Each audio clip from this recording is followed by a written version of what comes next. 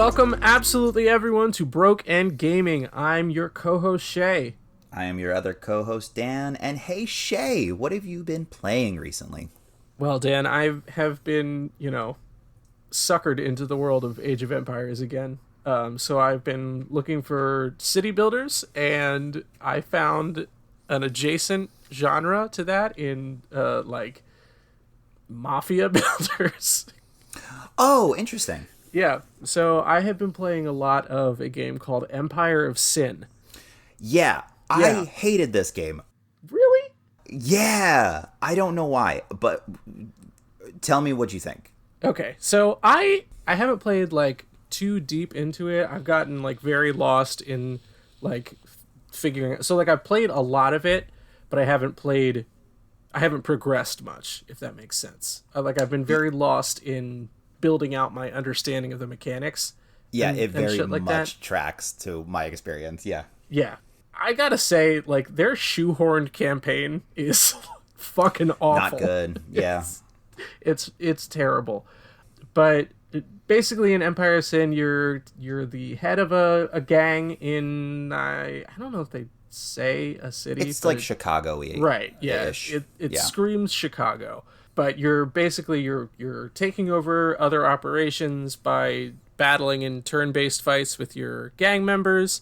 As you build out those operations, they earn you money and then subsequently products and the like in your typical mob builder kind of a game.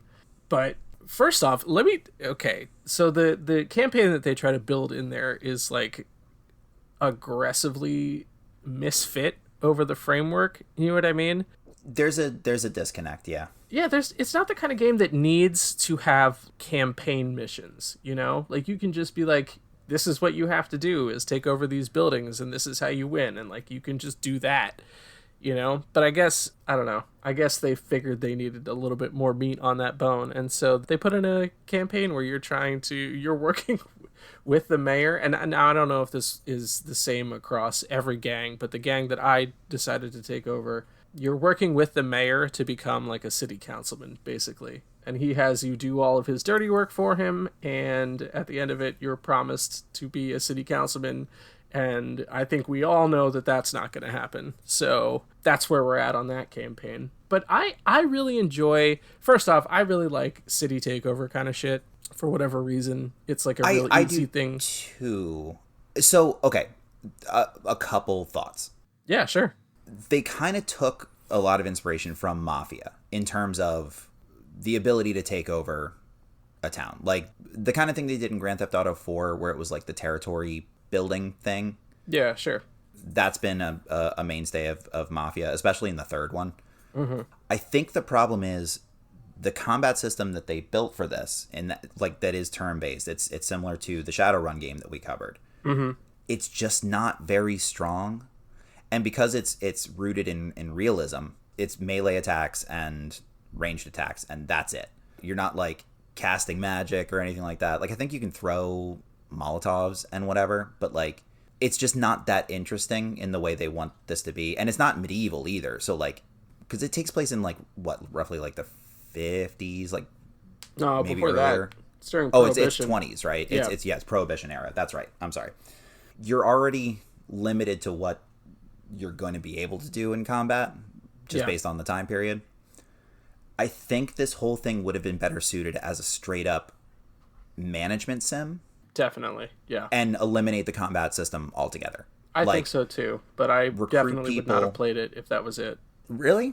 Yeah, I enjoy little tastes. So, okay. I enjoy playing real time or turn-based, what is the word I'm looking for? Tactician games. Yeah, it's a tactics game. Yeah, but I don't like playing them for very long. So this is kind of a healthy mix for me where I can do management most of the time and then decide I'm going to go take over this building now and that's what I'm going to do today. You know what I mean? Right.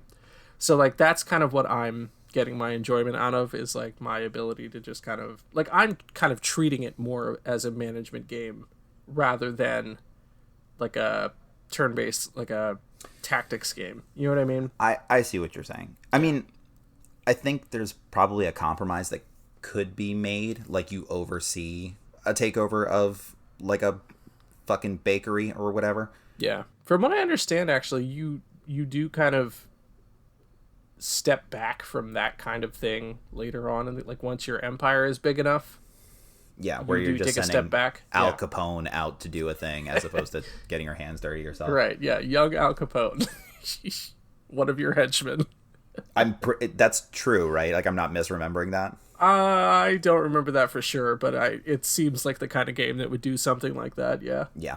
I don't know. I was disappointed. It was something that was free at some point on PlayStation, so I did grab it, and I tried it out for a bit. And this was like, it was while we were doing the show, so I think I thought so little of it that I didn't even bother talking about it. I can't imagine. Oh, yeah, sure. I see what you're saying. I didn't buy this game, did I? Jesus Christ. I think I may have bought this game. Fuck. All right, yeah, because it doesn't look like it's on PlayStation Plus now, so it must have been cheap on a sale or something like that. Cause that's fair. Yeah, but I like it enough. I do like stuff that's set in that time period. Like, I think the Mafia games are really good. Like, I like a period piece in that sort of way. It just there was some sort of something that I didn't care for. The pacing was a bummer too. Empire of Sin does look really cheap in comparison to games like Mafia, or I mean, obviously Grand Theft Auto 4. It will look cheap compared to, but like, it does look like a knockoff game, you know. So yeah, damn, the Mafia trilogy is $15 on PlayStation right now. Just gonna go for the remastered. Yeah. Just gonna go ahead and pick that up real quick. Yeah, go for it. Dude, they're really good. And then just quickly uninstall Empire of Sin. The only issue with the remasters, from what I can tell, because I haven't played the first Mafia in a while, there is a god awful driving sequence that they did not retool for the remaster. Ooh, hate that. Yeah, the controls on it are real rough. I mean, it's a race car in the 20s or whatever that original time period is, and it is not great. I will say Mafia is, in terms of the type of game that it is one of the first to like carry forward a true narrative game to game. Okay, sure. I'm going to give you a minor-ish spoiler. There's a character at the end of the first game that kills your character. He becomes the protagonist of the second game, and then in the third game, he is one of your underbosses in New Bordeaux, which is fake New Orleans, and you kind of decide what his fate is by the end of the third game. So, like, this whole thing is like one character's arc technically. Sure. And it's great. I like that a lot, actually. Yeah. It's reminiscent of how BioWare would carry forward your Dragon Age characters. Very much so, yeah. And those, I mean, it's probably, I would assume, more in depth than Dragon Age, just by a long shot. But like, yeah, because the character that you end up being, I can't remember his name at the moment, but like, it's literally the last scene. Like, he shows up at your character from the first thing, like after he's like retired and just trying to live his life post Mafia. Sure. He may have been an informant or something, if I'm recalling correctly. Ah, there it is. But it was one of those, like, Don whatever sends his regards, and they gun him down just in his front lawn.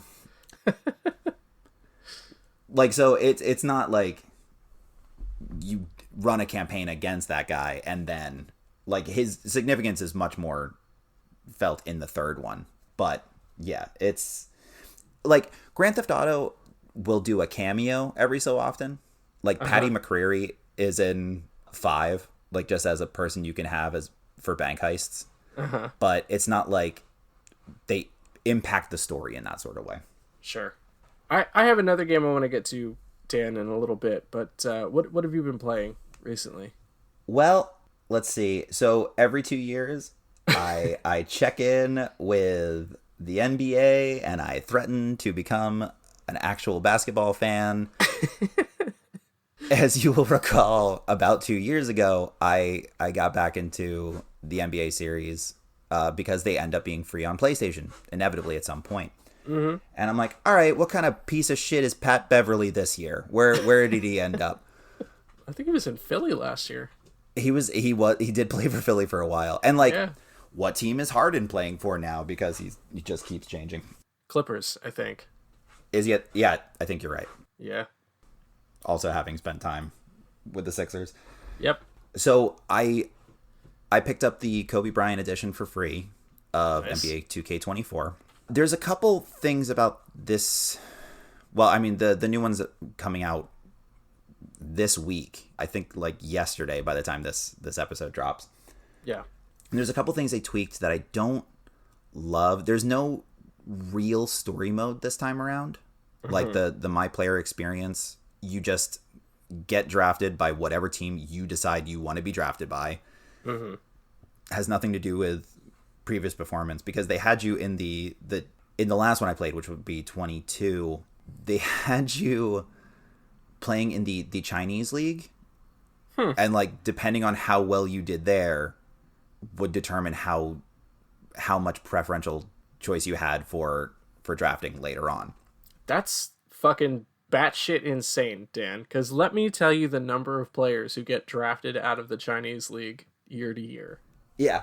It will be, on average, in we'll say a 5-year period, there will be one player drafted from the Chinese league. That's fucking insane.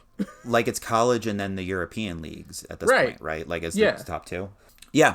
So nothing like that this time. Like they've done it where it's been like how well you perform as a college performer. I think the 1 year it was like you play a couple high school games, then college games, then you get drafted. Yeah. Like I don't know if it was the one and done rule necessarily, but a truncated version of that. Sure. And then they have you play your entire rookie season, every single game. They just fast-tracked it to who do you want to play for? Right. And like there's a bit of a narrative in that like you're a third-generation talent. Uh-huh. And there are flashback sequences where you can play as your grandfather. Huh. That's kind of cool. On the Celtics, like the Larry Bird Celtics against Magic Johnson, which is that's really great. Like that's a cool idea. Yeah. Then you play as your father when he was in the league. Like it's a neat idea. Yeah. But in terms of what your character does, it's as cut and dry as possible. Like there's a 2K city that they built that you can kind of walk around in, and there's street ball courts and there's shops and there's whatever. But like SGA is just hanging out and he'll give you a mission. Like, hey, you should really work on this thing. Like, let's see if you can get 75 assists over the course of whatever. Yeah. And then you do that and you'll get like some sort of upgrade. Like they went with this badge system this year, which I think they've dabbled with before, but like it's kind of the core mechanic for how you improve outside of just attributes. Mm-hmm. And so they'll give you places to put these badges that'll like make it so that it doesn't decrease if you don't use it over the course of a game. Like if you're a sharpshooter, like there are specific badges that have to do with 3-point shooting, like open looks and whatever else. But if you like have a game where you don't really focus on threes, like that badge won't decrease in value. Like they can be leveled up and it becomes more effective, and how much it helps you, yada yada. Or if you're doing a team practice, like this specific badge can be hinged to this spot so that it increases more if you're working on that during a team practice. That kind of thing. But like they're all given to you by players. Like it's so weird that are just hanging out at street ball courts for like no reason. But I ended up going with the Mavericks because I like Kyrie and I think Luke is really fun and I just wanted to play with that team. But 10 games into the season, playing on the second highest difficulty, I broke the record for points in a single game. Like yeah. How about that? I'm like, well, that something's wrong here. Like I had 103 points in my 10th game in the league. It stopped the actual game And they yeah, man, that's a big accomplishment. it's massive. That record's been around since like the fucking 60s or something like that. It was Wilt Chamberlain. Yeah. Yeah. And so like on the screen in the center of the court, it was like all-time point leader, and like they interview me in the middle of the game. And then it just goes back to regular gameplay. That's with the commentators hilarious. like, this is insane. This shouldn't have happened. Meanwhile, but like, the player is agreeing. Yeah. yeah, like correct. no. Then you do a press conference afterwards. Oh my god. Yeah. It's insane. But like they track every, so they're called GOAT points this time around. Yeah. And there's a whole GOAT chart. Yep. And so like the more accomplishments you have, the more it moves you up a ladder. And then they have this guy who's not Bill Simmons but is clearly supposed to be Bill Simmons, who like does a podcast about why you jumped the player that you jumped. Yeah. Like I've surpassed Luka now in GOAT points, quote unquote. And so like the guy that's running this podcast will praise Luka Doncic, but like then explain why you're better. I don't understand. It's so weird. Yeah. I'm still on like the lowest tier of the GOAT list, and that's with breaking the all-time single game record. Yeah. But I have like the most 50-point games in a row, the most 50-point games of all time. Nice. Like I'm in my first season of the league. I haven't even gotten to All-Star Weekend yet. Yeah. And I have more 50-point games than anybody in the history of basketball. You know, I scoff at this system, but I'm not playing on I'm just playing on the normal difficulty. But in my I bumped it up to normal difficulty just because I'm like, well, this shouldn't have happened. And then I got 106 in a game. Yeah. So yeah, I did break the rookie goal scoring record in NHL 23 this week. So nice. Yeah. Yeah. It functionally, is it the same kind of thing? Basically, yeah. Okay. Because I know when 2K, it is the 2K series, right? No, or is it NHL? That's still EA Sports. Oh, okay. Okay. Yeah. Oh, okay. Because I like 2K will do that thing where like this year, this is what we're doing across all platforms, all sports. But that's interesting that they're doing the same thing. It's a similar. I mean, EA. it's not identical, but yeah, it's the same kind of idea. And I feel like those games have kind of pushed that in one iteration or another for probably the last 10 years, I would say. Well, I think culturally, just in the zeitgeist, we have become obsessed with like who is the best of all time definitively, which is why there's still debates about LeBron and MJ and what have you. And now that we're in an era where we're getting more accomplishments, like the all-time 3 record for Steph, even though he's still a player and has added to that significantly since he broke it. Yeah. Like that kind of thing. Like those conversations do become more relevant. And Bill Simmons attributes to that in a big, big way because he has the ongoing. Is it not Bill Simmons? Not Bill Simmons. Who? You mean the real Bill Simmons or the guy that's not Bill Simmons? Or I'm sorry. Oh yeah, no, the real Bill, the GOAT list, like the actual NBA GOAT list. That's Bill Simmons, right? Look, I'm not the sports guy, so I might say things that are wrong. And feel free to email us and tell me so, because I kind of do want to learn occasionally, and right now I'm in the mood to. Or at least I was, Shay. Because do you know what these motherfuckers at Sony did this week? What's that? They pulled the fucking game from the free list. Brutal. Yep. I was like into January. I was coming up on All-Star Weekend. Yeah. And trade deadline coming up. Where you can force a move to the Celtics or whatever. Yep. And I think because of the fact that the new one drops, 2K25 is dropping, they're like, well, now you have to pay $70 for this version of this game if you want to continue playing it. And I said, no, I will not. And I'm going to wait another 2 years to check in, you pieces of shit. My shit. YouTube basketball consumption is about to drop tremendously. Oh, man. So, this happened Saturday into Sunday. It was the only game I played for this entire month. Sure.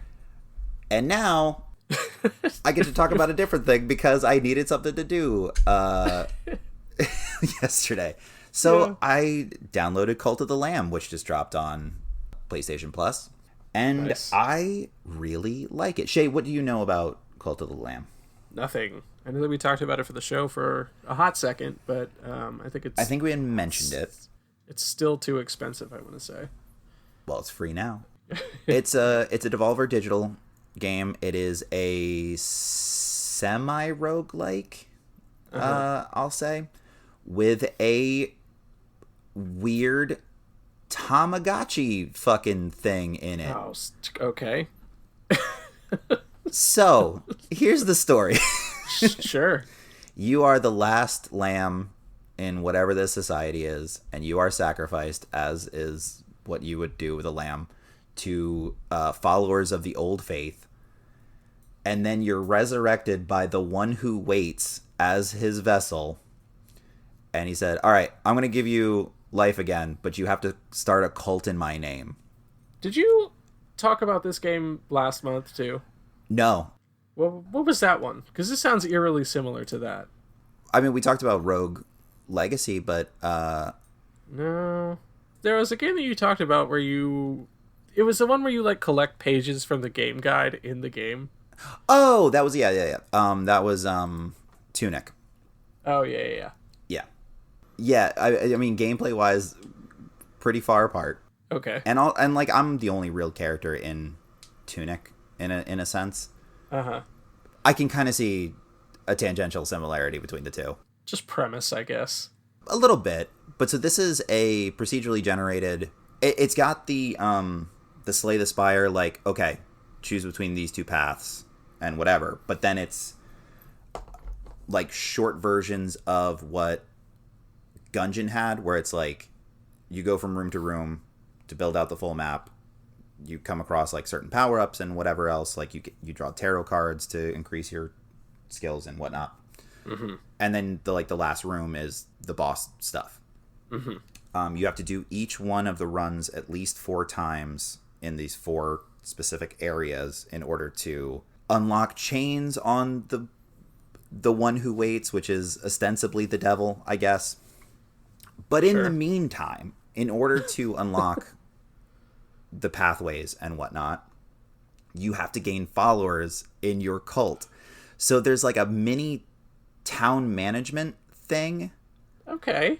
Where you have to keep your cultists happy and productive, and like you perform religious rites and give sermons and build little things for them to do, and you have to cook meals for them.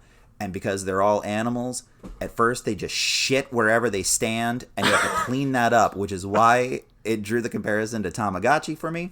Yeah, because sure. if you just let shit lie all over the place, they start getting sick. It's so weird, Shay.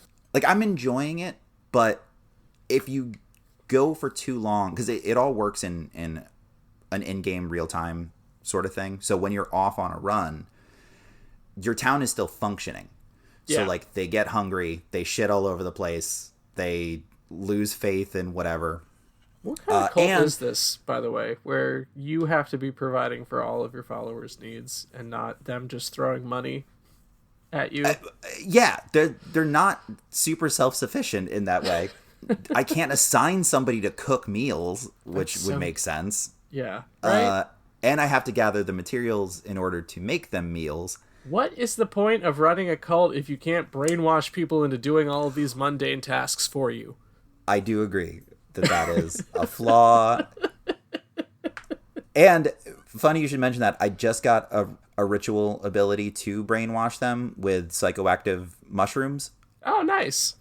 So for a 3-day in-game span, like, they can't decrease their faith at all. Yeah, they don't need anything because they're on a trip in the desert, man. It's pretty much exactly that. Like, I can call for a fast as a ritual, and then I don't have to worry about feeding them for 3 days. That's good, because their it hunger sounds thing like just that's a doesn't hassle. decrease. the the one thing that I don't love, well, I just don't know how I feel about it. Your cultists age, so like can become elderly, and then they can't work anymore, and they just kind of like wander around on your property. What were they doing before? They can chop wood, mine stone, tend to the garden. They can't harvest, but they can plant seeds and water and whatnot. Okay. Like I have to do that part for whatever reason. Or they can worship at the altar, and there's like a thing where I can spend worship points essentially on upgrades. They call it divine inspiration, which I think is genuinely very clever. But like, yeah, after a couple weeks of in-game being part of the cult, they just become elderly, and they can just die, and then I have to bury them. Like I have 2 mausoleums where like one is full, and I just started the other one because if I just let their corpse lay just in the middle of town, people start getting sick from that as well. Who knew dead bodies had diseases? Well, like, so there's no moral thing about, like, you just determine what the morality of your cult is. And there's not really a wrong answer, quote unquote. Love that. Like, I can just sacrifice people. If someone has outlived their usefulness, as it were, I can sacrifice them, and then everybody else is really happy about it. Because they're like, yeah, they served their purpose. And Call whatever. the weak. Yeah. Yeah. Like I can either have them ascend to a higher plane, or I can just sacrifice them to, I guess, the underworld, and neither one of them have a negative effect because of how I've built out the cult. Nice. Like death is just a part of life. Yep. And I'm like, yeah, okay, fine. Now they do drop follower meat, which I could use to cook, but I do not. I take a stand there. But you gotta draw the line somewhere, Dan. Yeah. So as far as the actual like dungeon run gameplay, it's fine. The runs are relatively short. Like I don't think I've had one, even with a boss fight, last more than 15 minutes. So they're very bite-sized runs, which is great because you and I have both played roguelikes and things. I mean, when I was playing Gungeon consistently, a run could take me an hour or more. Yeah. Because it's all sequential. Because they do it as like, this is run 1 of 4, and then you get to the end. Then you just go back to what you're doing, maintain your flock, and then go back when you're ready to. Yeah. Like, I really, really like the system they built out for that reason, because it is more drop in, drop out for busy gamers. Mm-hmm. And there's not enough there where you lose track of what you need to do. Like everything is right there all the time. There's a couple other like spots on the map that you can go visit, like that have shops or whatever else. Like there's a fishing spot that I can go chill at for a bit to get food for them. But like you're picking points on a map. You don't have to like travel, quote unquote, to anything where it's a time consuming measure. Like I can be at the port in 10 seconds. Yeah. And that's great. They really streamlined a lot of ideas here in a way that I think is really good. The only negative thing about it is it's like pretty fucking dark, and there isn't a way to be completely morally good in a real world sense. Like you have to get your hands dirty. Like you made a deal with the devil right away. Like that's action 1 of this game. So like the answers of like, do you consent to be my vessel, as it were, is yes and absolutely. There is no other like it is how the game starts. You make a pact with the devil. But I'm enjoying it. I'm pretty sure this is one that I will play to completion.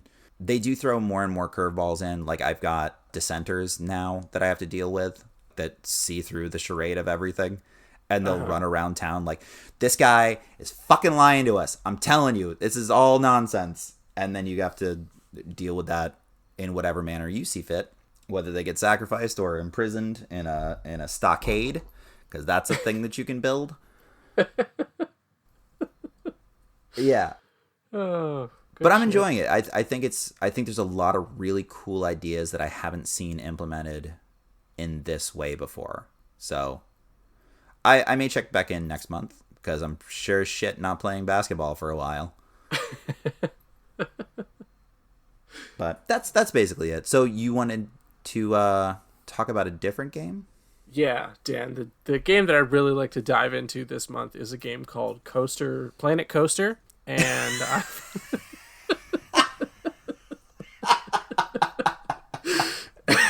Oh shit. No, I did play that a little bit, but no, the game that I obviously want to talk about is Star Wars Outlaws, baby. Let's fucking go. Yeah. The Star Wars game that from every publication I've read in the last 3 months is the Star Wars game that everyone's always wanted. Yeah, no, that's definitely what happened, and not something that Disney paid everybody to say. Because sir, this game is what are you talking about? This game is basically Assassin's Creed, which may not come as a shock to you when you find out that Ubisoft developed it. I did not get that read on that being what the gameplay is. Oh yeah, no, that's basically it. Huh. But with faster horses is basically what's going on there. I will say, I haven't... That's great. I don't know. I feel like this is a thing that like every open world game is starting to suffer from, just because how could you ever stack up to the Elder Scrolls worlds that you're dropped into, where there's a point of interest every 10 feet. But the world feels kind of empty so far, and I don't know if there's travel to other planets or whatever later on. But the world that I'm on right now is a little bit... There has to be. Like, I'm spending the majority of my gameplay right now getting parts to fix my interplanetary ship. So like I have to be going to a different planet at some point. Yeah, I think that was the whole crux of this, was like you can go to these places you've seen in the films and TV shows. Yeah. They haven't teased that at all, which is I don't know, making me doubt that it's going to happen meaningfully. But where do you start? Is it a familiar location? No, it's not.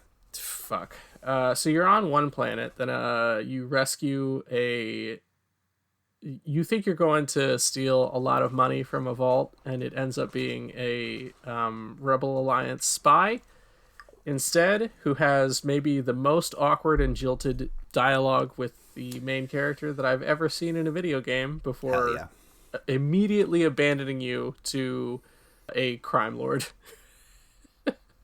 And so after that, you break out of there, you steal a ship. And the way that Kay Vess is the name of the protagonist, the way that Kay presents the ship that you steal is much the same as in Knights of the Old Republic, where it's like, you should know what this ship is, but it didn't appear in any other forms of media from what I can tell. Yeah. And she's just like, that's the ship. And it's like, what fucking ship are you talking about? But anyway, I digress. You steal that ship, you fly to a world. The name of the planet is escaping me. But basically what you then have to do is build up and down your reputation with different crime syndicates, which I think is a really cool direction to take a Star Wars game, considering that most of the time it's just, you're a Jedi and you have to do Jedi things. And yeah, you're a bounty hunter, right? Like that's essentially. Yeah. Okay. Yeah. I think your specialty is like slicing, but basically you're a gun for hire. Slicing in a literal sense? Like, you know how that's what I guess maybe you don't. You're not really a big Star Wars guy, are you? I sure am not. Okay. Well, slicing is like what they call hacking in Star Wars. Oh, sure. So why like slicing not? Right, yeah. But it's like, it also includes like lock picking basically and shit like that. So you're a rogue. You're just like a rogue. Yeah, basically, yeah. Yeah. Yeah. So, I mean, I'm not... I do want to... It's still early days, and it certainly has enough meat on the first world to encourage me to keep playing, in that my hope is that I will get to better places, but the world that I'm on right now is a little bit barren in terms of, like, points of interest. Right. Either that, or the places that you're supposed to go are, like, overwhelmingly tough for you. Like, for example, I had to break into an Imperial fort, essentially, that has... And so far, I can't, like, bring people with me. I don't know if that's a part of the game later on, but it's just me and a little lizard dog that travels with me. And yeah, I saw that thing in one of the trailers, and I'm like, okay, there's our porg for this particular outing for the Star Wars universe. Yep. So yeah, it's just me and my lizard dog trying to take down a fucking Imperial fort with I would say probably 50 stormtroopers in it. And also there's like members of each of the factions in the game just like traversing the world also. So like as I'm killing off these Imperial stormtroopers in the fort, there's other ones that were out and about that are now returning to the fort. So like as I'm stealthing my way through one part, they're refreshing themselves in a different place in the fort, and it's like super fucking irritating, and I don't have enough skills yet to like offset that. So it's been a bit frustrating. One of the things that I will say is really cool about this game is like the way that you get new abilities is by meeting different experts in those fields. So like the reason I have to break into an Imperial fort is because the person who can upgrade my slicing kit is trapped in there, and I need to bring her a door code, basically. Sure. Once she gets out, she can teach me new skills, and that's how I learned how to do new things and get into new places and stuff like that.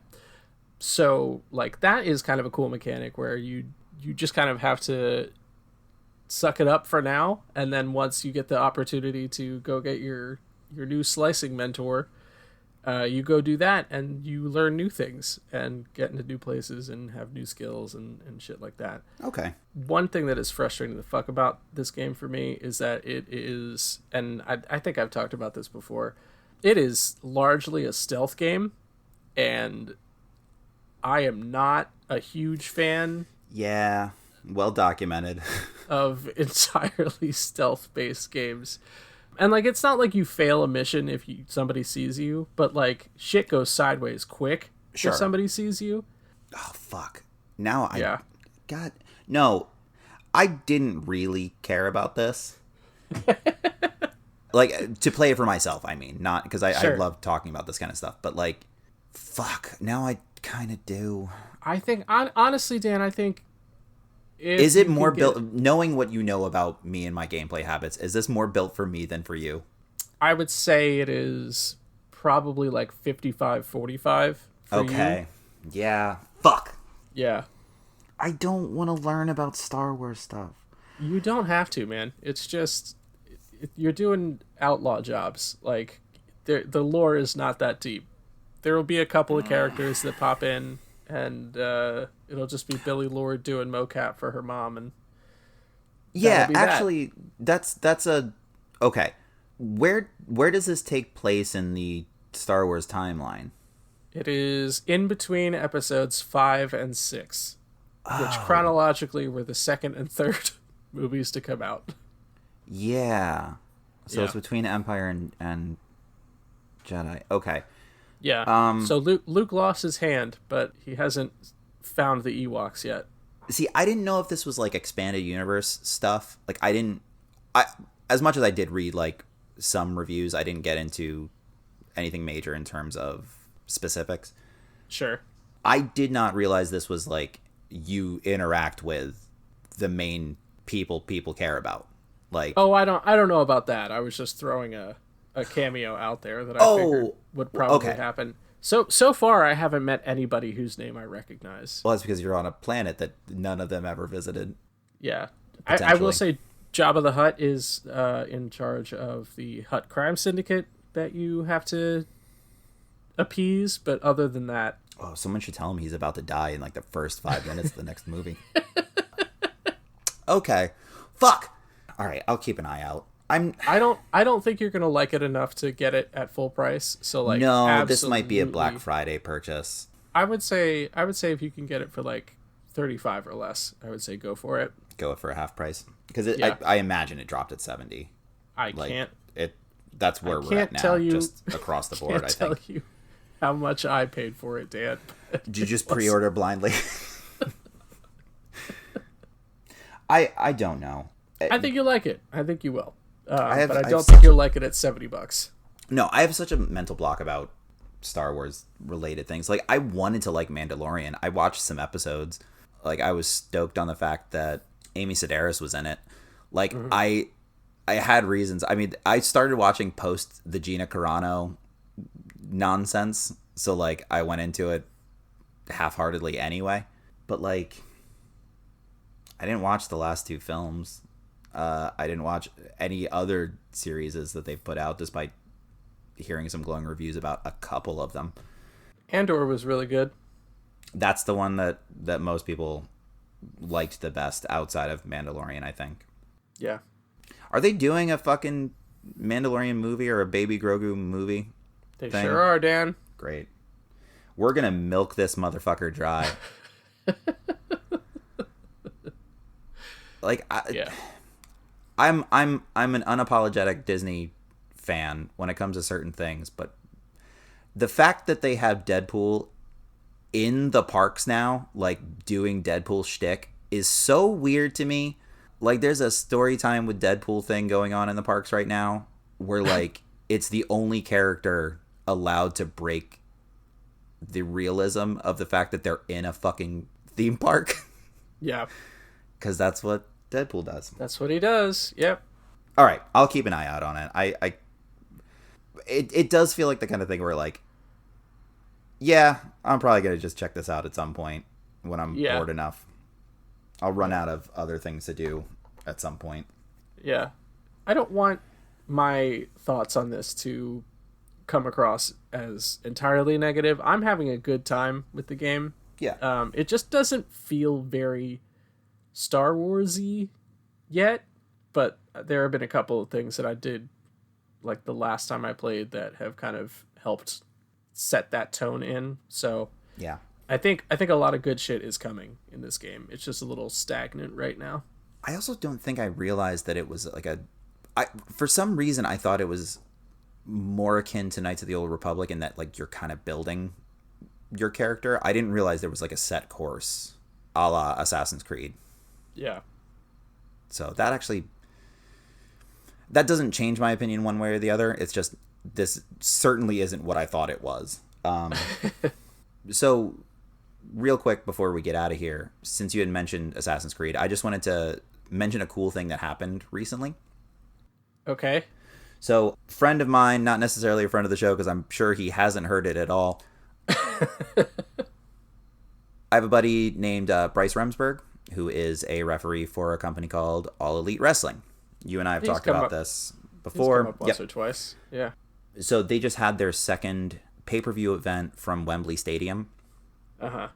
And one of the wrestlers that's joined the company in the last year is a guy named Will Ospreay, who is a British talent. This is the first time he's wrestled at Wembley, so it was kind of a big deal. And in the entrance for his match, now Will Ospreay has kind of modeled his character after the Assassin's Creed franchise. Like he has the Assassin's Creed logo tattooed on him just because he's a fan of the series. One of his finishing maneuvers is the hidden blade. He, for a long period of time, went as the aerial assassin. Like it's kind of the core of what, like some of his entrance gear even has the Assassin's Creed style hood with it. Like, sure. So for this major event, the entrance was narrated by Ezio Auditore. It was so fucking cool. Like, they got the voice actor for Ezio to talk about Will Ospreay. It was a whole tie-in for the new Assassin's Creed that comes out pretty soon. That takes place Assassin's Creed Japan. Garbage. Is that? Yeah, no. That's what it's called, I think. The Assassin's Creed beating a dead horse. Well, that's every franchise that has outstayed their welcome, but this is the one where you are it takes place in like feudal Japan. And why not? Look, ninja shits all the rage. Timelines? Ninjas and samurais and all that is the flavor of the decade. Because that's the horse that's getting beaten more than anything. Like, I feel like we've had such an uptick on samurai games as of late. Yeah. So yeah, why not join that club? But like they had like people doing fucking flips and shit like during his entrance. He had the full gear. I just thought it was really, really cool to see. And like for someone who cares as much about the franchise as Will Ospreay does, like that's a cool moment. Yeah. And my buddy Bryce was the referee for that match as well. Nice. That will just about do it for us today. As always, you can follow us on social media. On Instagram at BNGPod, where we post custom artwork for every episode, as well as sales that you should be aware of that we call cheap codes. You can also follow us on Facebook for that same content at Broke N Gaming. If you'd like to share the show, you can do so with our hosting site, which is anchor.fm/BNGPod. If you want to follow us on Twitch, where I promise, probably not the weekend that this episode drops, but the weekend after that, I will be streaming. I'm going to do a playthrough of Skyrim in anticipation of our Delvebound game that will be dropping in the near future. But you can follow us on Twitch at twitch.tv/BNGpodcast. And then after you sit through me making fun of the dude in the cart, reminding me that waking up is a good thing, you can find those videos as well as every episode from last summer on over on our YouTube, which is youtube.com/@BrokeNGamingPodcast. Yep. As far as our Delvebound game, as you can imagine, if you've ever played any sort of tabletop game, scheduling is the hardest thing about it. So we do have some stuff banked, but we want to make sure that we have enough that when we start releasing episodes, we can do that as a continuous thing and not what we do with this show where it's like, who's going to care if we're off for a week? So yeah, once this drops, we want to be as consistent as possible. We are really looking forward to seeing how you guys respond to this, and it's been fun so far. But if you want to send us an email, say for calling Shea out for not streaming when they just promised they would, you can do so at brokengamingpod@gmail.com. All right, Shea, we have anything else? Nope, I think that's it, Dan. All right, well then, until next time, goodbye, absolutely everyone. Goodbye.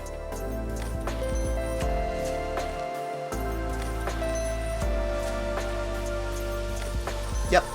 His opponent came out to the ring dressed like Apollo fucking Creed with the whole like red, white, and blue American flag thing, big Uncle Sam top hat. Like it was absurd in the best way. Maxwell Jacob Friedman is the best heel working. But yeah, I just thought that was cool. And, you know, because we have a video game podcast, I was allowed to talk about it. So, congrats, Will. I don't know if allowed is the word there. It certainly wasn't screened in the pre-production meeting we had. Hey, look, this may very well get edited out, and I guess I'll find out on Saturday. But